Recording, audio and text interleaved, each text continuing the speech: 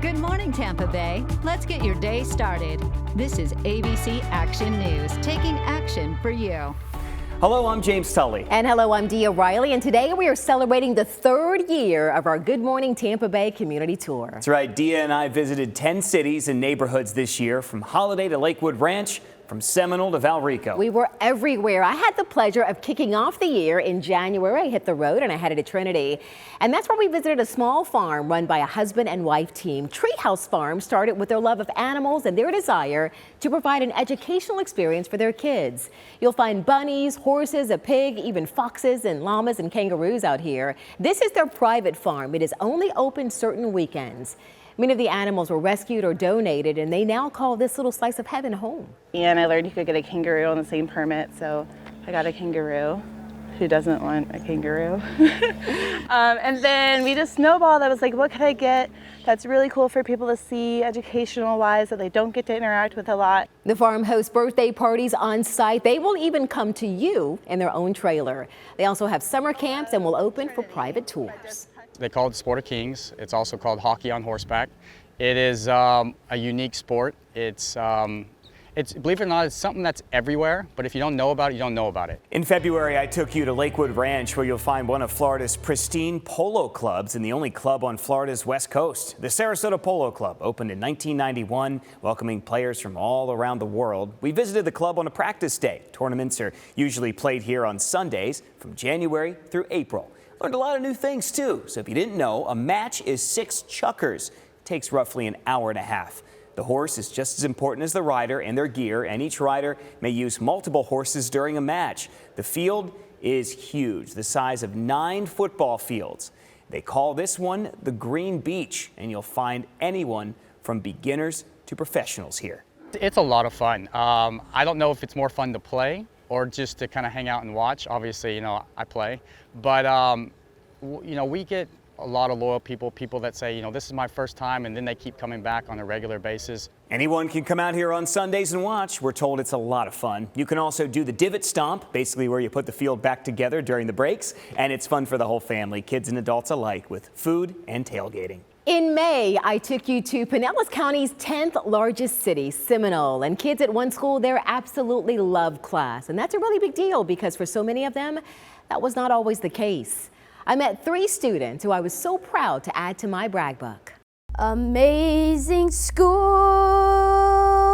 how sweet the sound that saved a student like me. Jackson Robertson co-wrote this song. Singing is a gift of mine, and I was born with it, and I'm always gonna have this beautiful song. He had a little help from his mom, but the words are right from his heart. Miss O'Connor Mashiji gives me and all my friends great homework and everything, and we get lots of recesses on Wednesdays and sometimes on a Tuesday or Thursday like last week. Do you love Lyft? Yeah, Lyft is a really great place. We talk to friends. Logan and I are both in the same room. We work together. Logan is Jackson's twin. They both struggled at traditional schools but have found success here at Lyft K-12 Academy. Lyft is an acronym for Learning Independence for Tomorrow.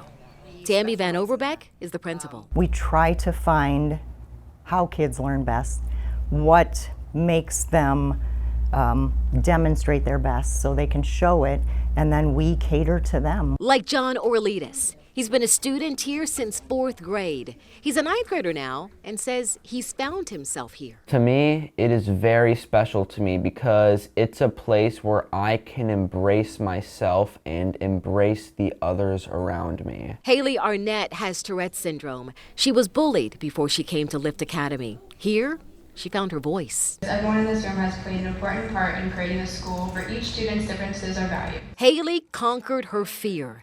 With her principal by her side, Haley delivered an emotional speech that brought this crowd to its feet. Always be yourself and people will love you for exactly the way you are.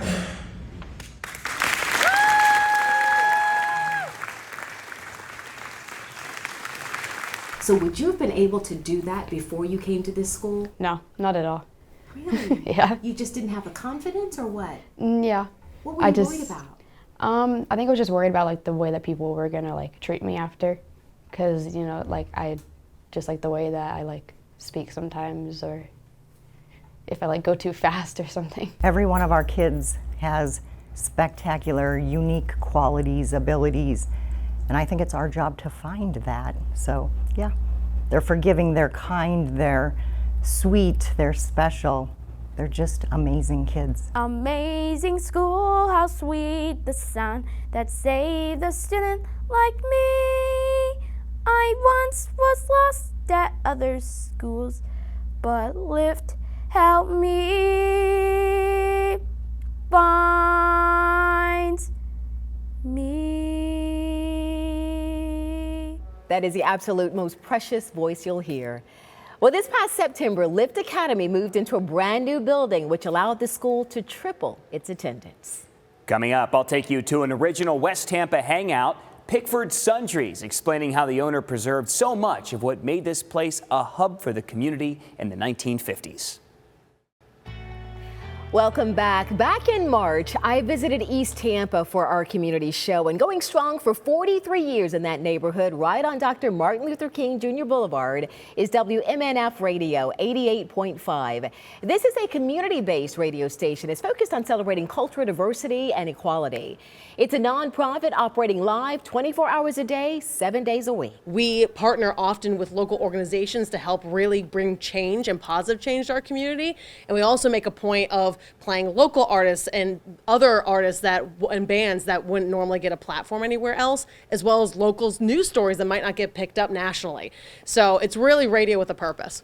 Every Friday, WMNF Radio hosts a show called the Live Music Showcase. They hold a jam session for the community featuring mainly local artists. WMNF also partners with the Boys and Girls Club to help local kids learn about the industry and podcasting. And 2 weeks after I visited East Tampa for our community show, James, you checked out West Tampa. Dia, I did. I went live that morning from inside Pickfords Sundries, something that originally opened back in 1949 and is still going strong, although it's been restored and revitalized under new ownership. Not much has changed since the early 1950s, and that's exactly the point.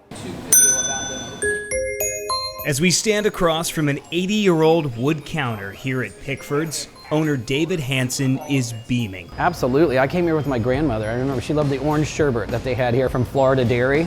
She used to sit here and used to love it. The nostalgic feel you get here is undeniable, because Hansen has preserved as much as he possibly could when he bought this from the Pickford family 3 years ago. So if you walk back in here, you know, in the 40s, 50s, 70s, and 80s, it feels the same. In glass cases, original products that were sold here, and the advertisements that enticed people to buy them. Inside and out, the signage is the same. That pinball machine in the back corner, that's an original. And would you believe this is the same milkshake machine? It's been running like a top, making shakes every day since the Truman presidency. Original to the store. Same one. Working perfect still. Never even repaired. It's amazing. Hansen explains this was always known as a community center. He's an old soul, but the perfect soul to give Pickfords the TLC it needed, and to listen to the stories from old customers, linking him directly to the past. A family came in here and the guy said, I ate here every day for a week with my dad, and I didn't understand why. My dad had lost his job. Nobody told us that, and they were feeding us for that entire week because he didn't have a job. So little stories like that really inspire you to keep this up and keep it that same community feel that this has always had. Pickfords is located at the corner of Hillsborough and Armenia. Just look for the fully restored 1953 Packard out front. Tampa is home to the historic Columbia restaurant, and there is one employee who you absolutely have to ask for anytime you go there. Coming up, I'll introduce you to Uncle George and find out why the Columbia is much more than just a job for him. In September, we celebrated Hispanic Heritage Month with a very special community show. The Gonsmart family owns the Columbia restaurant, and that name obviously carries a lot of weight, but there is another name that is just as influential at the restaurant.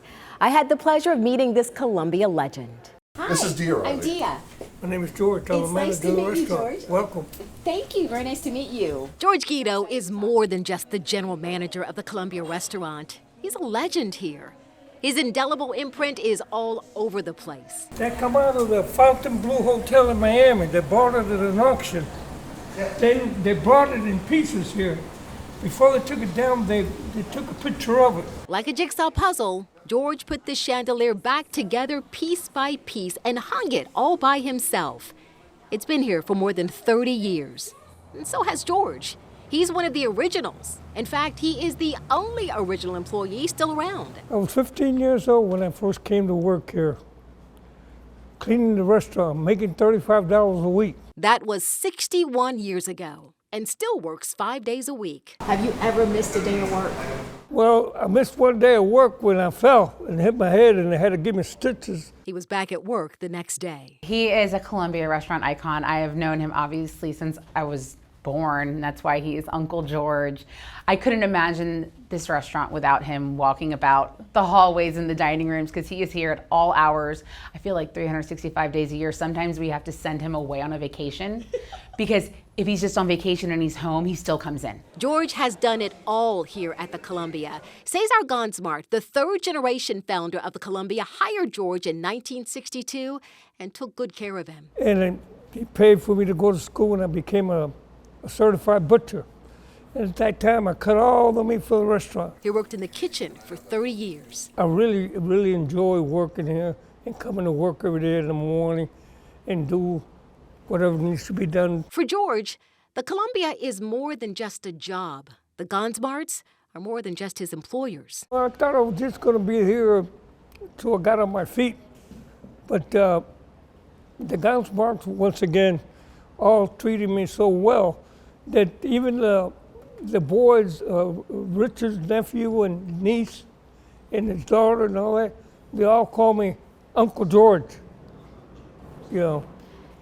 And they treat me like family, really. It's why he's been around for so long. I could retire a long time ago, you know, because I'm 76 years old. I talk to all the customers that come in. I know where the tables that they like to be seated at. So, I mean, I got a fairly good relationship with people. And he doesn't plan on slowing down anytime soon. I've been around for a while, and I want to continue to be around for a while. When Uncle George got married in 1963, Cesar Gansmart paid for his wedding, even gave George and his wife his personal car to use on their honeymoon. Uncle George told me that he never would have imagined that his life would turn out like this, and he says he is so grateful. So the next time you're at the Columbia, make sure you ask for Uncle George. You'll never meet a more loyal person than him.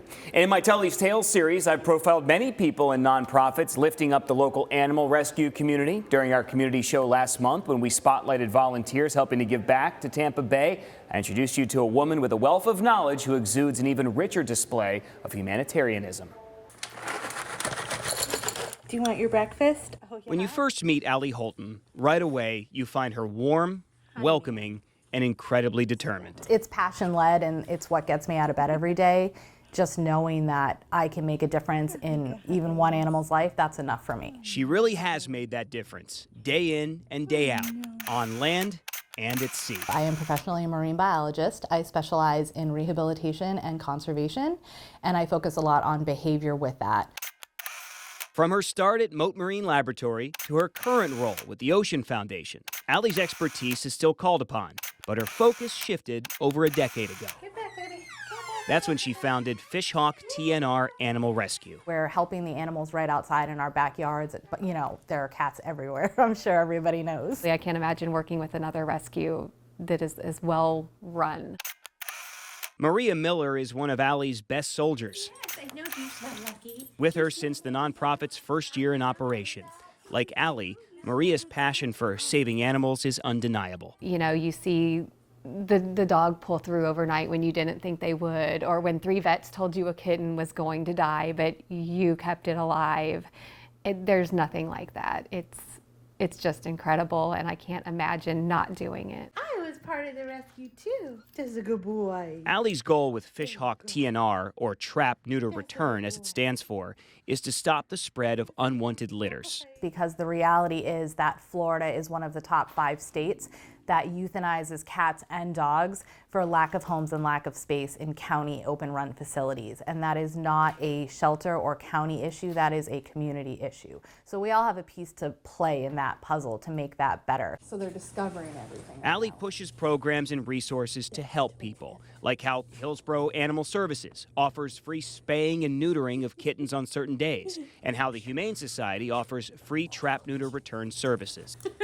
This is an uphill battle for sure, but both of these women see the progress firsthand in the community that they serve. It's a battle we should always keep fighting. Whether we can win it or not, I think we have to be there for them. I'm a solutions-based girl, and I really believe in an optimistic outlook, and I think if we all play a part and we all take responsibility, we can all make the world a better place. I just want to leave the world better for having lived in it. Well, coming up, I'm taking you to Lake Rogers Conservation Park. What makes this park so unique in Hillsborough County and the amenities that you'll find there? Plus, how one man's backyard has become a hub for hummingbird research, his fascination with the species, and how his Facebook group is helping researchers discover more and more about where these birds actually go. During our community show in February, I took you to Odessa in Pasco County. If you're looking for a new place to go for a walk, a trail run, or just enjoy nature, we found the perfect spot just a short drive away. Lake Rogers Conservation Park is in Hillsborough County, just south of Odessa. Lake Rogers is the county's largest lake without homes surrounding it. The park totals 275 acres. It is so beautiful and so peaceful. It's not a far walk from the parking lot to the lake, and you just you stop hearing as much of the traffic. You start to, hear the frogs croaking right now, the birds chirping. You kind of get that experience of, oh, I've stepped away. And it's not a far drive from Tampa. You just get to kind of step out. Parking is $2. There are water stations all throughout the park. The walking trail around the lake is roughly 2.5 miles long. The park also offers overnight camping for youth groups. In May, we took our community show to Valrico, where you'll find a very dedicated group of hummingbird enthusiasts. The work that's being done is nothing short of amazing, though, with roots planted right in one man's backyard. Tropical sage is one of the easiest plants to grow. It reseeds itself, grows all over, great for the hummingbirds. As perhaps the furthest thing from a bird enthusiast myself, even I find it remarkable what's been spotted in Steve Backus's backyard. I spent much of the winter watching this bird go from this somewhat dull green and brown bird to a brilliant brown bird before it left, and that just hooked me on hummingbirds. That was in 1994. A few years later, Steve and his wife moved to this house in Valrico, and ever since he's been doing whatever he can to attract and photograph hummingbirds. If you build it, they will come, he says. To get that natural shot of a hummingbird at a flower hovering is a goal of many photographers. I found him through his Facebook group, Hummingbirds in Florida. With nearly 7,000 members, this forum is full of incredible pictures and video and information on where birds are being spotted all over the state. And what Steve has learned about this species over decades of research, that'll get just about anybody's attention. The interesting thing I find here is that the birds that have come back 5, 6, 7 winters in a row know me. I'll come back here and sit down, and they'll come down and sit next to me. Through a partnership with a federally licensed handler, since 2002, hummingbirds have been trapped and tagged right here in his yard. That's how he knows when the same birds come back to his feeders or plants year after year, and just how far a tiny hummingbird will travel in a year's time. A bird that was banded in Tallahassee was recaptured in Alaska. So they're migrating 4,000 miles a year, that little 3-inch bird. Thousands of miles away to right back here. Helps one establish a real appreciation for hummingbirds, especially considering I used a GPS just to get from downtown Tampa to Steve's Valrico home.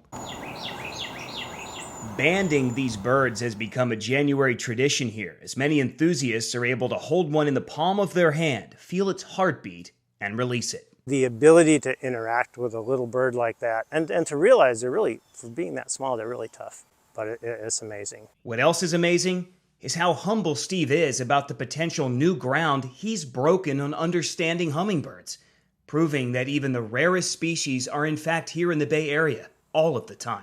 Maybe most important is I'm helping others. I'm improving communication, I'm helping individuals, I'm helping the birds. Steve's Facebook group is called Hummingbirds in Florida. It is private. If you're interested in joining, you have to answer a questionnaire first. He wants people in that group who will contribute and provide information, like pictures and video that will help the birding community better understand hummingbirds and their migration patterns. You know, James, one of our favorite parts of the community show is when Sean Daly goes live from a restaurant or attraction. You never know what he's going to say. That was absolutely the case earlier this month during our special holiday show. Why do you do it? You think, are you crazy? Are you insane? A little bit of Christmas craziness. Christmas craziness, I like it. But when you start setting up, like how long ago did you start setting up?